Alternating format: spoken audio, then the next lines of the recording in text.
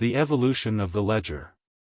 Before we can understand distributed ledger, let's look into what exactly is a ledger.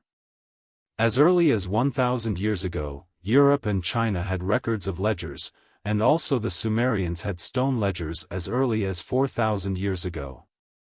In the 16th century, someone regularly put a large volume or service book in one place, and everybody can browse the related transaction income and expenses. This is the initial prototype of the ledger.